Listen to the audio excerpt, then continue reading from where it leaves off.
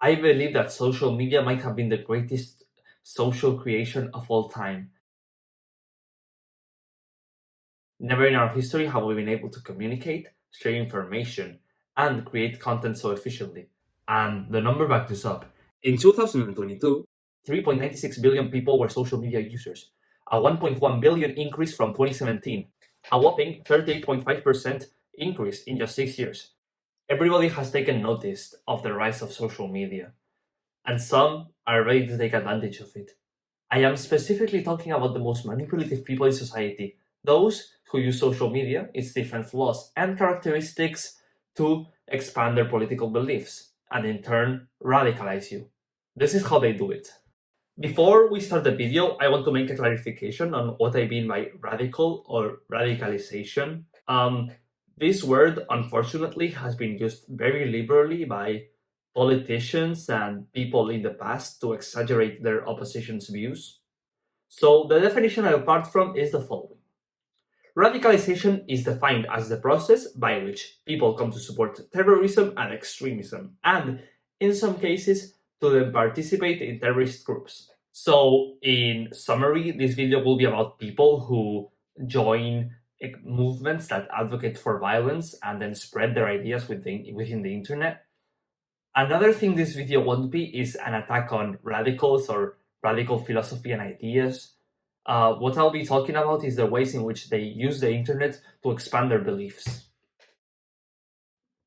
In 2010, Ruth A. Harper wrote an article on the social media revolution. He describes the social media revolution as a process by which traditional journalism would be replaced by social media journalism, which would provide a big change in how we perceive information. But surprisingly, to me at least, is that Ruth A. Harper was very positive about this change, stating that it would be the birth of a democratic movement that emphasizes some of journalism's key factors: transparency, honesty, and giving a voice to someone who may not have one.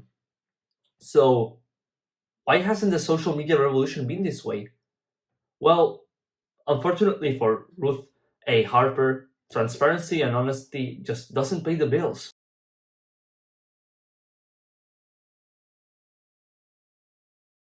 We are in the middle of a very dark period for journalism. The figure of the journalist has been replaced by podcast hosts and political commentators. 48% of Americans get their news in social media, according to research centers. The numbers also indicate that the general trust in journalism and the news has decreased significantly. There is now a worrying fusion between information and entertainment. Enter fake news. Fake news are false stories that appear to be news, spread on the internet or using other media, usually created to influence political views or as a joke. So the process goes as follows. You create a fake story or a fake article, though it doesn't necessarily have to be one, and it will be spread by people who think it's true and who agree with it. The people reporting the greatest likelihood of sharing this information were those who thought it likely to be true. But why do people believe in fake news so oftenly? Well, this is because of two reasons. One is confirmation bias. You are naturally more inclined to believe things that you agree with. And secondly, there's the Mandela effect. When you see a lot of people interact with something, sharing it and saying it, you generate in your mind a false sense of consensus, which verifies the information which is being spread. But spreading lies and fake news isn't the only type of fake news. Spreading misleading content or exposing only half-truths is also a very dangerous way of spreading fake news. The easiest way to mislead someone is with headliners. Research suggests that for every 10 people who read a headline, only 2 will read the following text. Social media is an inherently limited way of spreading information, not only because of fake news and how easy it is to mislead people, but also because of their core characteristics. In Twitter, you can only write 280 letters. In Instagram, photographs must be of a certain width and length. This has led me to a very obvious conclusion, that being social media was not destined to inform you or to be a place of thorough political analysis. Yet, people, being as smart as they are aware of this and have taken advantage from the fact. Enter the world of aesthetic activism. Aesthetic activism originated in Twitter and Instagram, and it describes all of the accounts and posts that use catchy slogans and colorful images to expand their political beliefs. Though very pretty to look at, these accounts offer close to nothing in terms of information, often not including sources or any explanation for what they're talking about. But don't take my word for it. Let's see how Impact, one of the largest activism accounts, describes themselves. Your friends already follow us for digestible and socially impactful content. You should too. Digestible. That's an interesting choice of words. Climate justice is racial justice. Okay, but why?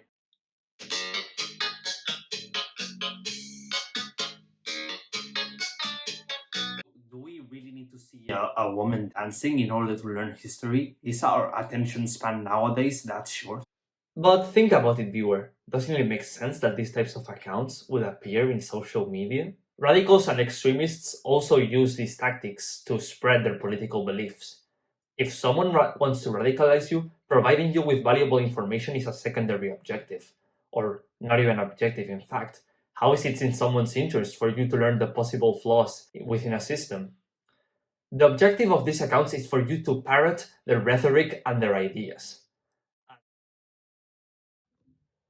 There are many different reasons why someone would want to join a violent political extremist group, and these can be divided into two: push factors and pull factors. Push factors are those that expose you to radical thoughts and ideas, and pull factors are those that make you join extremist groups. Push factors could be things such as alienation, feeling your in group is under attack, and feeling that large powers are not doing anything to help this.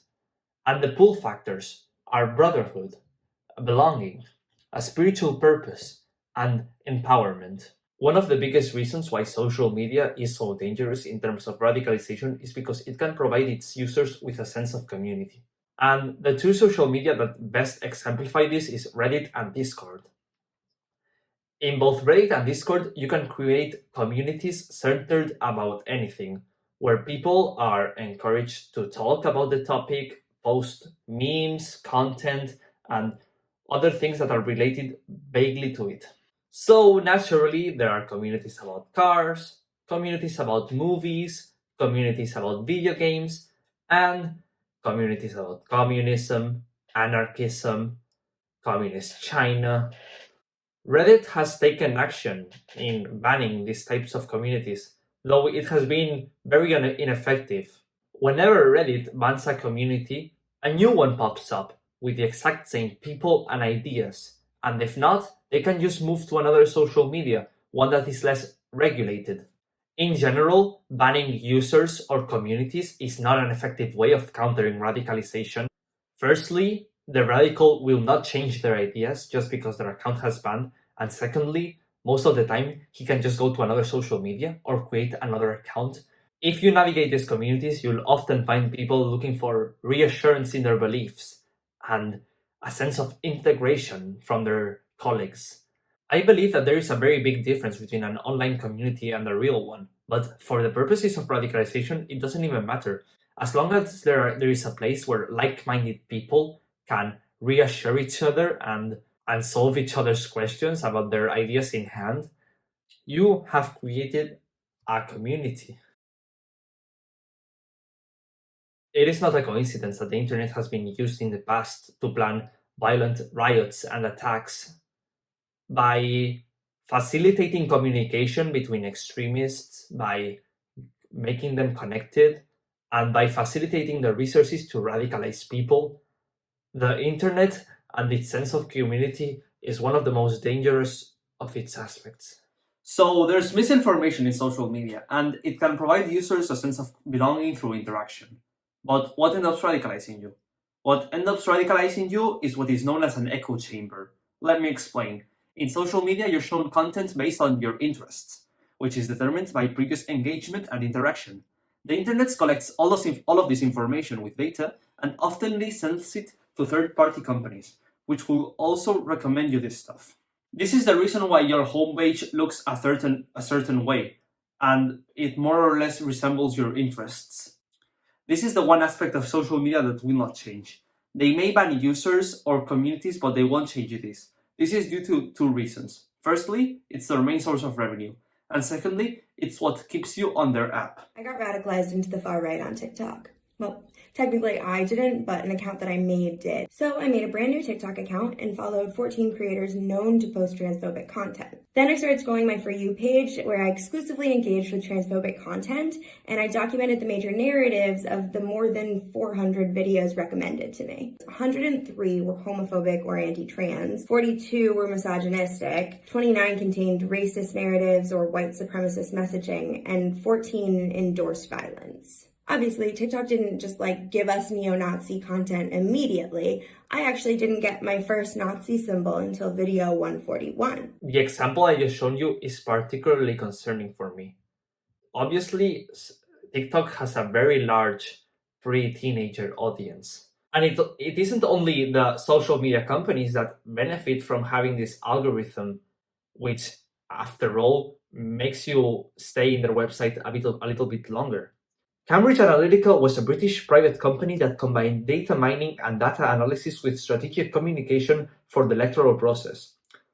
It rose in fame in 2018 by being involved in the so-called Facebook Cambridge Analytica scandal. So what this company did in the 2016 election of United States between Hillary Clinton and Donald Trump was give them content and fake news based on their political leanings in order to profiteer by using target advertisements. So what social media platforms, data companies, and extremists do is share you information in order to best suit their interests. Data algorithms only work to narrow the content exposed to you in social media, making the perspectives and ideas you see and engage with more narrow-minded and suited to your personal interests.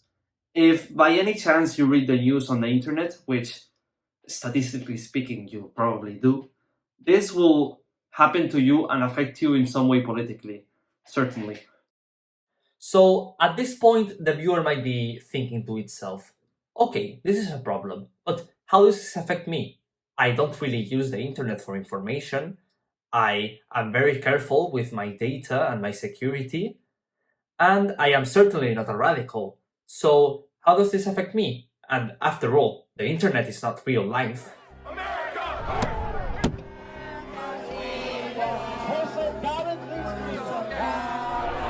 Another thing I would say, Lester, is, as we try to figure out, well, it looks now. The Russian government says it's willing to negotiate, but the Russian military has decided to bomb. ISIS released a video showing its men ransacking Mosul's museum, desecrating what historians call artifacts from the cradle of civilization. Convicted radicals have increasingly cited the internet as a reason for why they were radicalized. Many extremist groups and organizations are now on social media, such as Taliban or ISIS. So, how do we solve this problem? As I said earlier, governments and social media platforms have resorted to banning the users and communities that are deemed problematic. This is obviously an ineffective tactic because it's just as easy to ban an account as to create one. Education is key here. Inform yourself, talk with different people, read news from only official source, and try to stay away from this. Thank you.